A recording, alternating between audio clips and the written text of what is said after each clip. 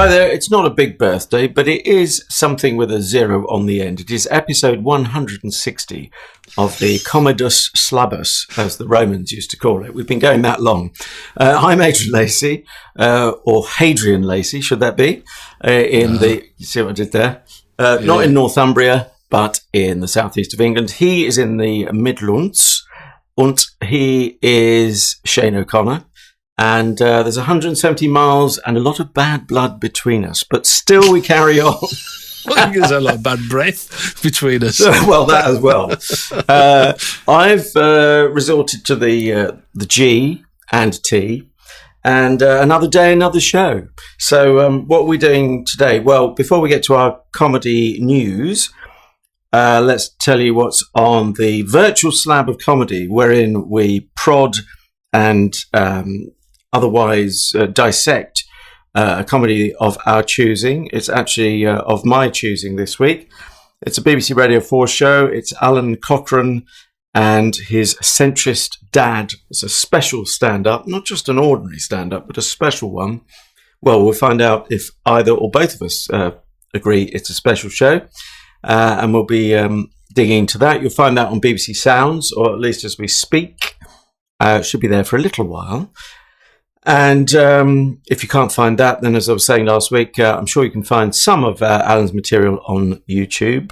He's done all manner of things, as we will be discovering in a little while.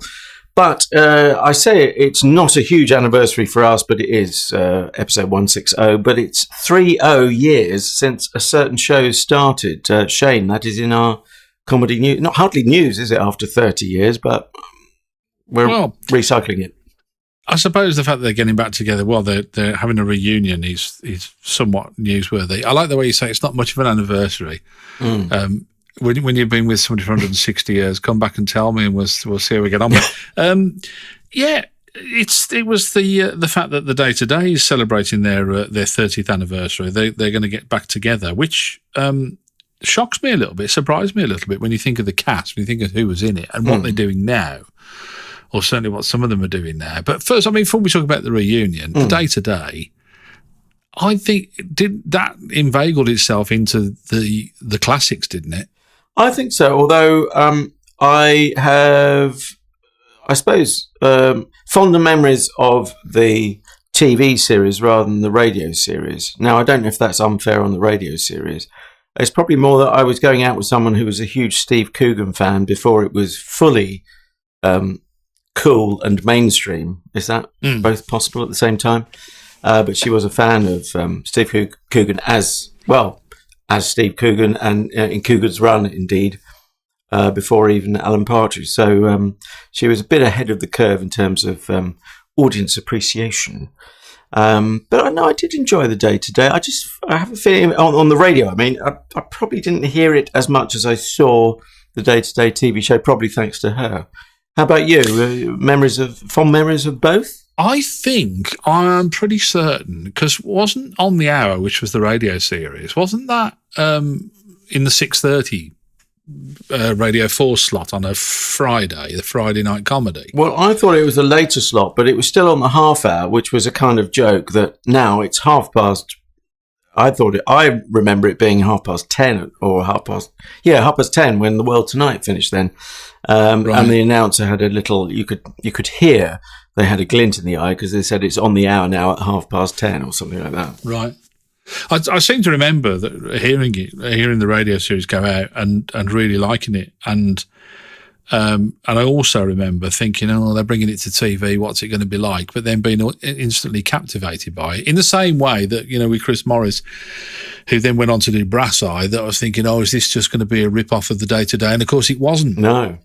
So he's always been one to reinvent and never been really one to disappoint in my book. But then when you think of the people that he surrounded himself with, it all kind of seemed to work, didn't it? It was very clever casting, but very clever.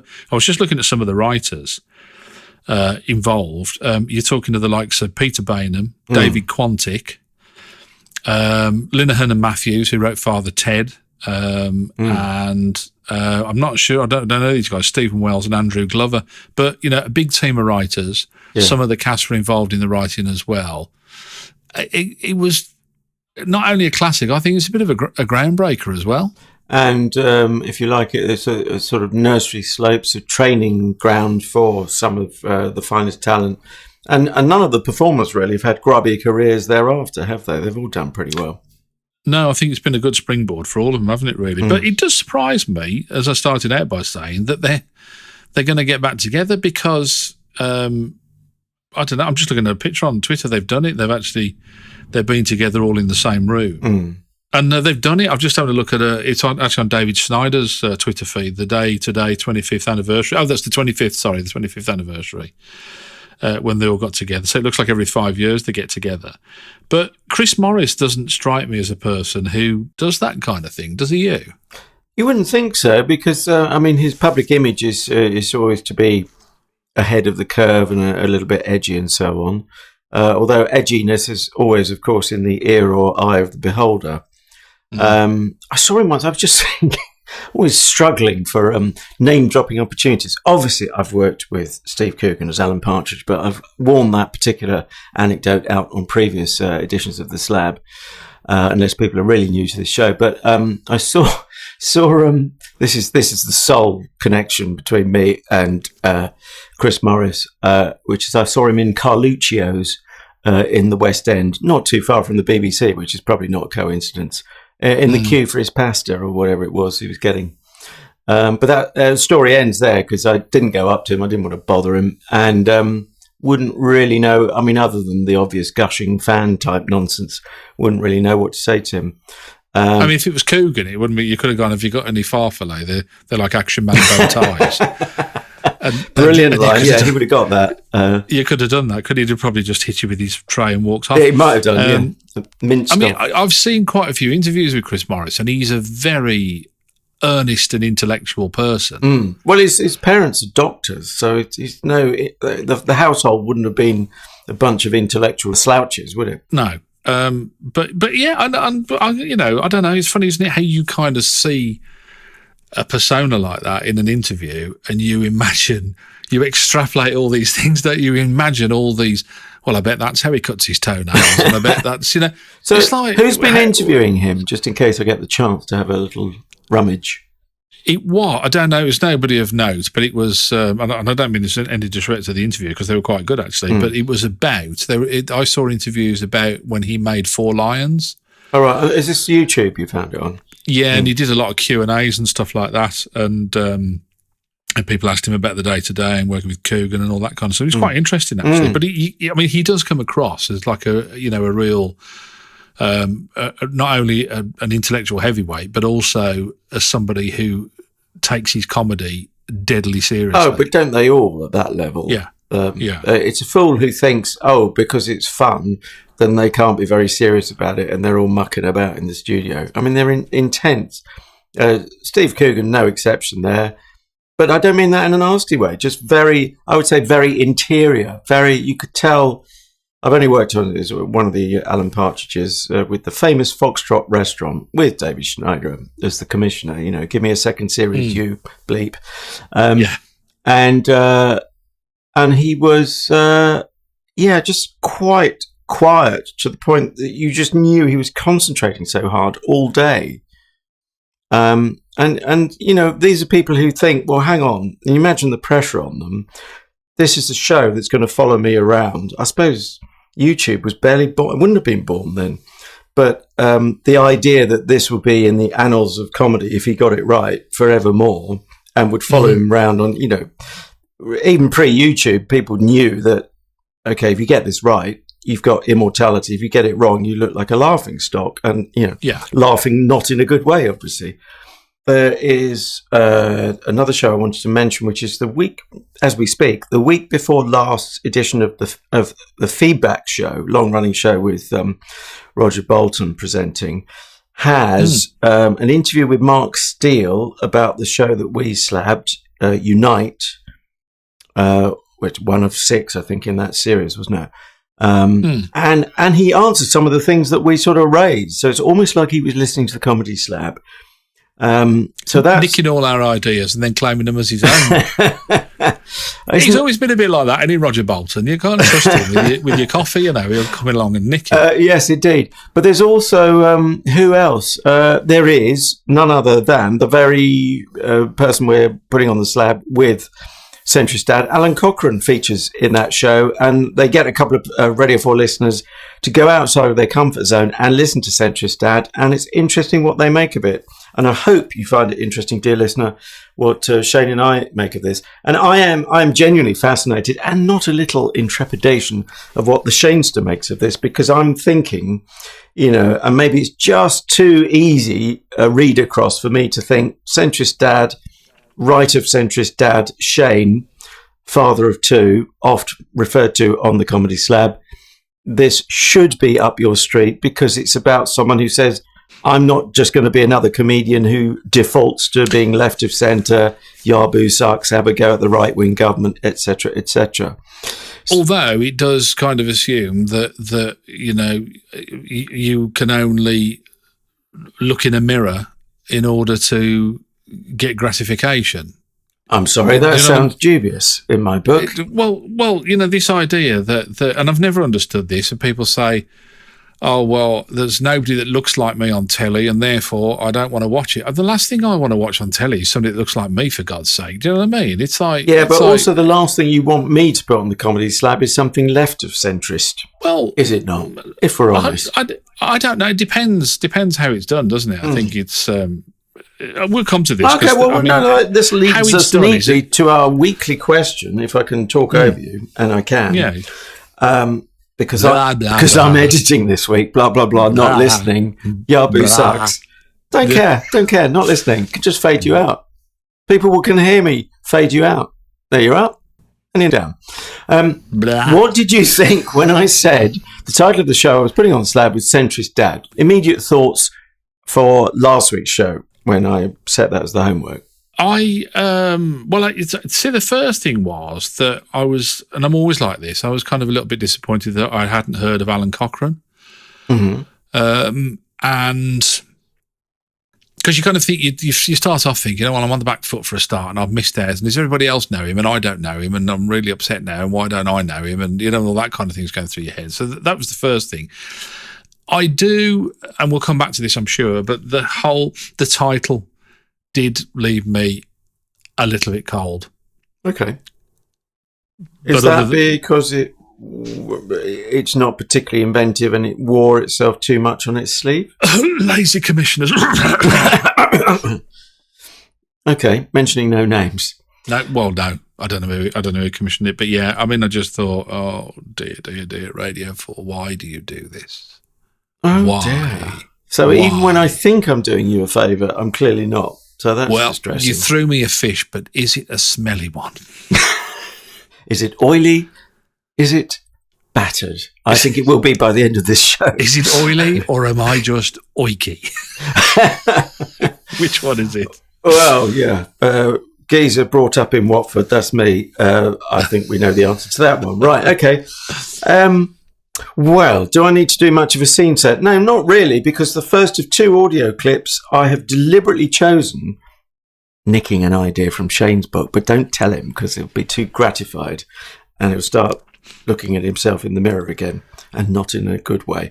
The first of two audio clips, as I indeed try to find it, is really a scene set, because I stole from the playbook of the O'Connor that if you take a clip from the top of a show, then there's a good chance it's actually setting the scene. Let me pass over to Alun Cochrane to set the scene for you. What is this show all about? Comedy and society, or me, have seemingly managed to make absolutely everything political.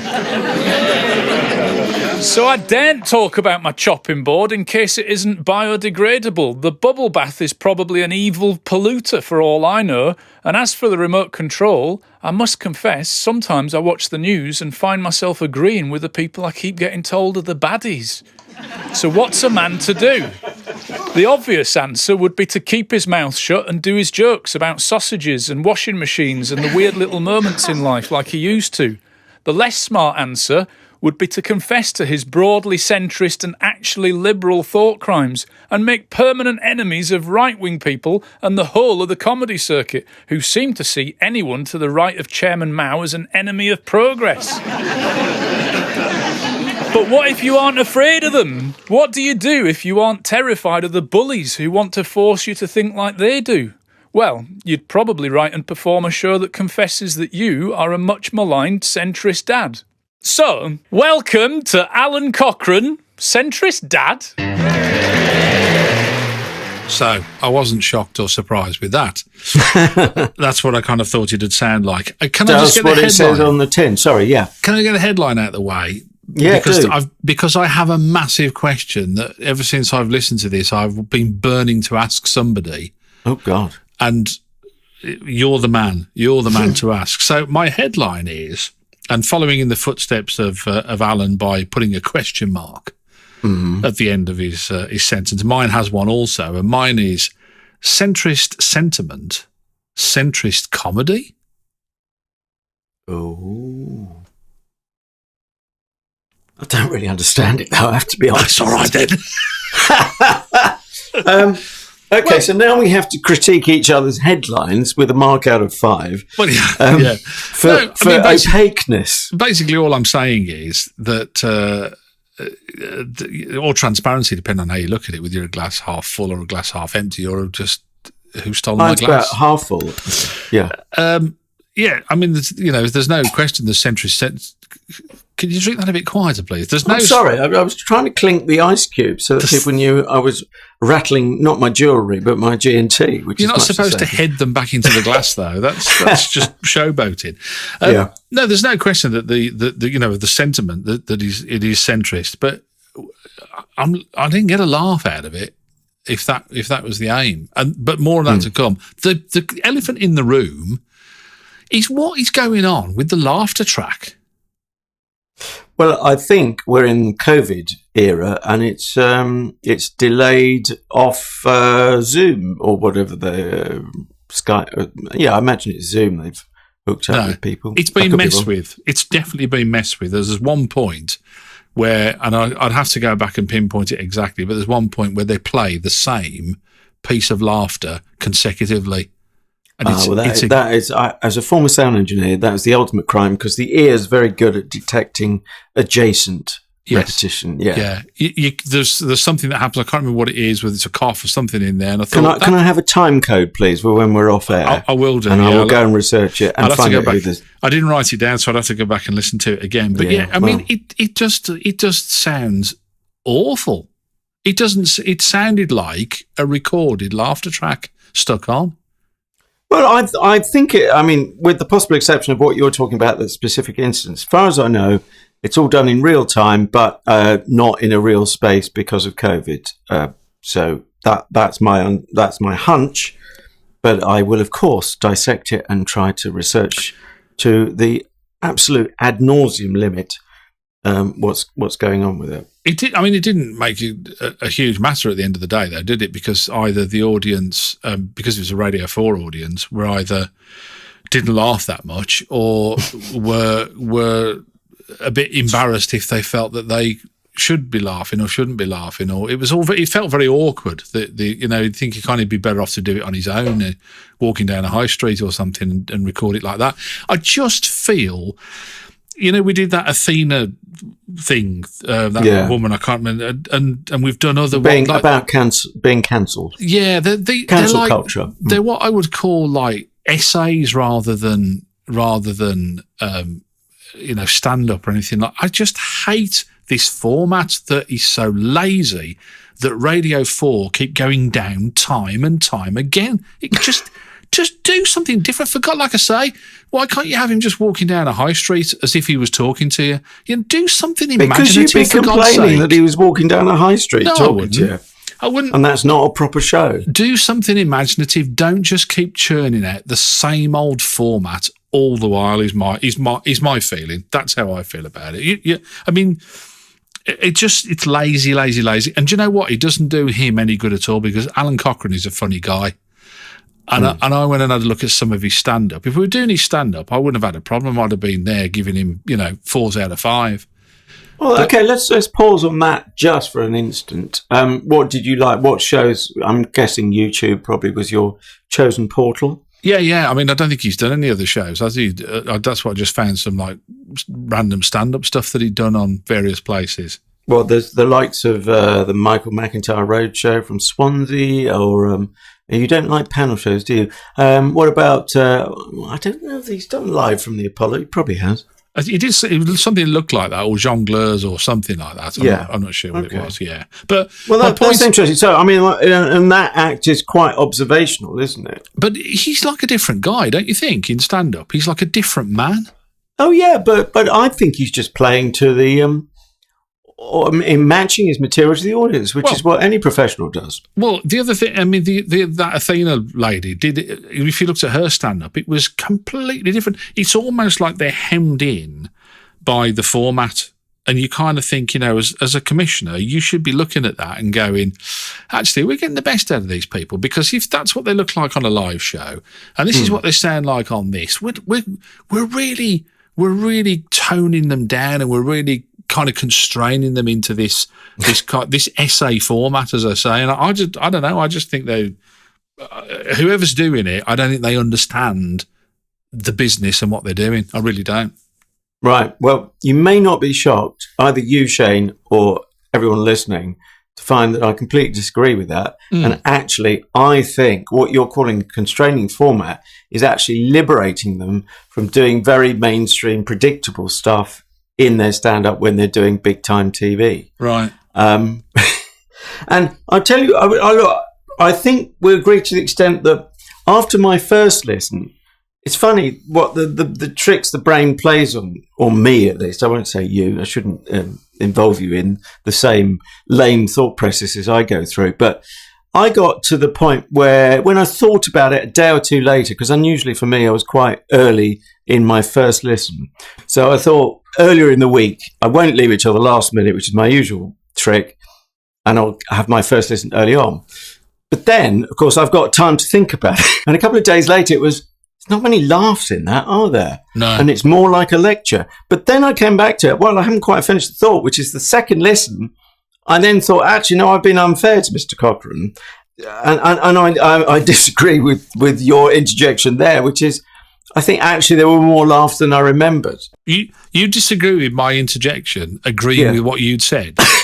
agreeing with me a few days ago, which is not with yourself. Oh yeah, but that, I'm part English, part Scottish. I've got a built-in self-loathing. Yeah, I couldn't get. I'm just tired of it. I'm just so tired of it.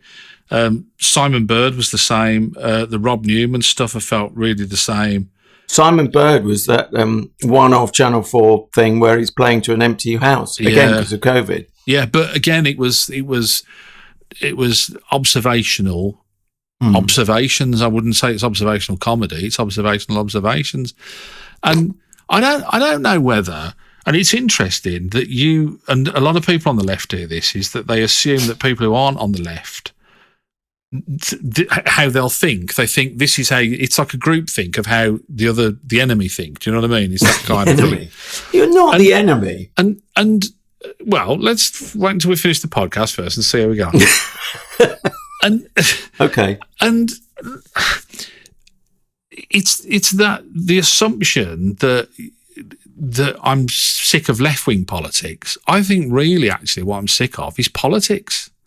Because I think the problem with it is because like with social media, Twitter and Facebook, so many people have the opportunity to have a say and to put their funny comment or their take on it or whatever, that by the time the professionals come round, you are completely fatigued. And I just wonder whether it's politics that tires me, not left-wing politics. Well, maybe Twitter's tiring you, in which case I would say don't read a whole load of stuff you disagree with or that angers you, frustrates you on Twitter. I don't get that stuff because I don't follow people who are, in my view, you might disagree, but I don't follow people who are winder-uppers. Or if I do, I try not to be goaded by them. I get very close to commenting to someone, then I think, hang on, just count to 10, and if you still need to reply to this person, do it, but most of the time I don't. I don't mean that. I mean even like, you know, if you, I don't know, say you're talking about climate change and Greta Thunberg says something, and then there'll be thousands of people who will come up with a quip. Do you get what I mean? I don't mean things that will wind you up. They go, oh yes, okay. So you've heard every possible joke about that scenario because thousands of people are all thinking about it at the same time. And so it wasn't unenjoyable in the sense that I found I didn't find anything about him irritating. I didn't find what he was saying irritating or upsetting. This format doesn't work for me. It's as simple as that. It's nothing, you know, I'm not going to go and throw myself off a bridge or harm myself because of this, but you're harming me though. I'm implicated, aren't I? Because I put you through it. No, not at all. But it just frustrates me because I just think, you know, and particularly then you wind yourself up by going on YouTube and having a look and going, well, maybe he's just a duffer. And then you go on YouTube and go, no, look, he's not a duffer. Look, you could have done something better with him. Well, okay, but you've made what I was going to make as my next point, which is all that stuff's there. You know, Radio 4 hasn't wiped the tapes on YouTube, has it? No. So it's there. Thankfully. And if it introduces you, as it has, to you and maybe some of our listening audience, to Alun Cochrane, I have to say, before I forget, he is a sidekick to, whether you like it or not, Frank Skinner on Absolute Radio. I don't know if you saw that in his CV I did, wiki entry. Have you heard him on that show? I haven't. No, I don't really listen to the radio. I didn't listen to it when I worked on it, and so I'm not going to start now. But Frank you know what's Skinner, gone into it. I mean, he's just such a funny guy, isn't he? Really. So I can imagine, you know, they'd be great together. Yeah. Well, I think you should listen, and I think people listening to this should listen. I never caught up with it at the beginning of the show. It shows how late I get up on a Saturday, although sometimes I'm swimming. 8 o'clock, apparently. Who knew? On Absolute Radio. Depends what time the tide comes in, doesn't it, as to whether you're swimming or not. Well, there is that as well. And whether the container ship's in port or not. He sleeps on the beach. You're saying it like it's a bad thing. That's what he's trying to say. It's just me and the oil slicks. It is if you wear the same clothes all week. Yeah, but it washes them, you must admit. Oh, it's a bit salty. That was the other thing I just noticed in my notes about the laughter track as well. There was. Did you not notice there was like a wow and a flutter when they played it in at one point? No, I'm going to have to go back to it. Obviously, I was listening for different things. I'm very disappointed in you. Very disappointed. Well, I mean, technicians in the audience will say, technically, you can't have wow and flutter in the digital domain. Right. But clearly, since you've heard it and you're Mr. Analog, that's meant to be a put down. Yeah. But I'm Mr. Analog too, even older than you. So I will give it another listen. I think what I'm guessing it might be sampling mismatch or something like that. Yeah, you know what I mean. I'm only using it as a colloquial term. I'm not. Well, you know, if you're going to go down that route, we have to have the right terms, please. Honestly. Otherwise, we can't respect each other. Honestly. Anyway, well, we can't do that anyway. We know that was 160 shows ago. So that ship has sailed. That container ship. Yeah. Let us hear clip 2, and I am genuinely disappointed and not a little surprised because every week I just hope against hope I might. Choose something that you'll actually enjoy. But you see, you've done what the BBC have done. Yeah, clearly, because we're one and the same. You know, it's like, throw the fascist a fish and see if he likes it. And this is because that's what I call you, obviously. And this is what the BBC have done. Like, put him on, and then they can't say we're left wing anymore. Then that'll be a look because we go. Well, Alun Cochrane was on the other week, and he said that social media was bad. So there you go. And it's so obvious, isn't it? Have I patronised you? Is this the problem? I think I'm glad you said the word. I was umming and ahhing. I thought you might mention. Well, you know, patronise comes from the same root as dad and pater and father and. Yeah, all of that, paternoster. So I didn't study Latin, but apparently your son and daughter will be studying it if the latest news is to be heard. Well, they will when we send them to private school, but yeah, go on. Oh, yeah. Well, with your typical right-wing dad. Anyway, I think from the name I've given this clip, and I could be wrong, because it was all of an hour ago, if not 2, this is something to do with defining centrism. But if I'm wrong, I'm wrong. And hopefully Mr. Cochrane, who's very intelligent, very articulate, will put me right. I didn't think Centrist Dad meant being crap at being a centrist. I thought it meant a cliche, uninteresting bloke, the sort of man politicians discuss when they want their vote, but never at any other time, like Workington Man or Mondeo Man. For the record, I'd actually love a Mondeo, but they've only just stopped making them, and I haven't had much income for about 16 months, so I probably won't own a Mondeo for 15 more years. But my point is this, I don't feel like Mondeo Man or Workington Man or even like that much of a centrist. I have varied opinions on lots of issues and they end up landing me in the centre. Centrism can be very broadly defined as a position that is against political change that would result in a significant shift of society strongly to either left or right. At least that's what Wikipedia says. But I find Wikipedia to be a bit like a really clever friend who's been drinking so much wine their mouth has gone red. When they tell you a fact, it's probably true, but it wouldn't do too much harm to verify it before repeating it. Again, there's a real mismatch with the audience for me. I can't get past that. Mismatch in what sense? It doesn't sound like they're laughing at the same show. It's. Well, please cut them some slack for COVID because there is a delay. It's a processing delay, and if it's being corrected in the dub, then that won't necessarily correct. It's hard to explain, but it doesn't cure the problem of itself. It will still feel a bit unreal. Do you know what? The other thing with this as well is that they're all the same. Is the Athena one and the what was that Australian? Was an Australian or was she Kiwi? I can't remember. Ages ago we did. Not your girlfriend, who I'm not allowed to call your girlfriend. Oh, you keep saying that. God dear.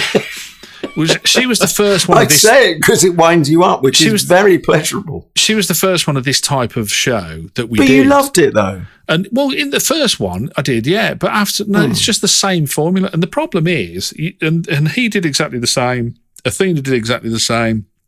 All the others do exactly the same. The whole of the shtick is about what the show is going to be about. And so by the time you come to the end of the show, he's still explaining what the show is going to be about. I don't know if you noticed that. But isn't it the classic thing of tell them what you're going to tell them, and then tell them what you told them, which is lecture format. I grant you. No, it's just tell them what you're going to tell them all the way through. And that's all that they do is this, they keep saying, and so I thought it was this, but no, I've got to do that, and this is what it is, and you just keep telling. Can I just hear the show rather than you telling me what the show is going to be? Okay, I didn't feel it that way. You won't be shocked to learn I disagree totally and utterly and enjoyably. But the point is, he's explaining what centrism is. I think that is the show. The show is about what does it mean to be a centrist dad. Should he feel ashamed? Should he feel proud? Should he feel smug? Should he feel nothing? Should he feel neutral? That is the show. You clearly didn't like it, and the format is, as I say, I'll repeat, one person on a microphone and, I believe, an audience in real time, even if they're not in the room because of COVID. They're on the end of a Zoom line. And that is the formula. But that, for me, it's like, you wouldn't get rid of one person shows, a one-man show, one woman show, and say, oh, that's such a corrupted or tired formula. We must never do it again. For me, that's the purest form of theatre. I saw, we remembered him when he sadly died far too young, John Sessions.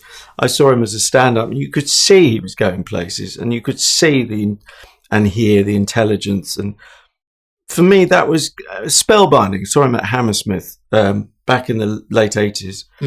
And I mean, but I am very sympathetic to the one man, one woman show. So we come from different directions. But and but they have to be funny, don't they? I mean, that's the point. There's enough laughs there. It's not as I grant you, it's not as many laughs. It's not up there with Hancock. It's not up there with standard. What we must, for the sake of argument, what we could call standard stand-up, but it's still related. You might think it's the bastard child of stand-up. No, I don't even think it's a distant cousin. I really don't. I don't think it is just like this kind of. It's almost like and this is probably a reality, actually. I'm going to say something, and actually, I was a little bit tongue-in-cheek, but the more I say it in my head before I say it, or think it in my head before I say it, the more it sounds like it's a possibility. It's like a commissioning editor went to a TED Talk and thought, I'd love to do more of those. But TED Talks do have laughs in. Yes, they are so lecture style. Yeah. But then I thought, okay, David Sedaris, for instance, which we've slabbed, another Radio 4 artiste amongst other outlets. I don't think of him as a stand-up comedian. I think of him as a storyteller, but he's funny in real time with a real-time audience again. Well, he's funny anyway. He's funny in his books. I mean, his books are funny as well. I mean, he doesn't need. Okay, yeah, funny. But that's an interest for me. He is an interesting tweak on a stand-up. I don't think we're going to see him. I could be wrong. Someone will say, no, he's already been on, and this is the episode number and the date of transmission. But I don't think we're going to see him on live at the Apollo or Michael McIntyre's Roadshow. So, in that sense, to me, David Sedaris is not a stand-up act, and yet it's not such a distant cousin, to use that metaphor. He does do live shows, but they're more of a kind of book. Yeah, or readings. An evening with, I imagine. Yeah, you could call it. Yeah, whether or not it's called that. Again, it's funny stuff. It's well told. It's succinct. It's. Are we talking about David Sedaris? Yeah, or Alun Cochrane? He's writing, and I think this is all of these. I always the other thing that, and I might become completely paranoid. I'm willing to accept that I could be, but it's almost like that the BBC help them with their writing because they all come out so similar. They all sound so like they've all had the same hand on them.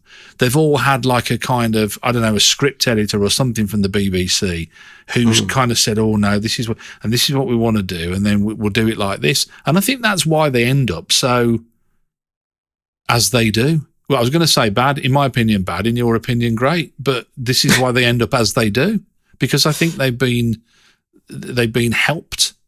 But if he did, for want of a better term, standard stand-up, even if he's sitting down, we can't see him on the radio, but, by that I mean one person and a mic telling gags to an audience. If he'd done what you see on YouTube, in other words, then it would be a legitimate criticism from my side that, well, hang on, why aren't they doing something different with him? He could do that any day of the week and has done.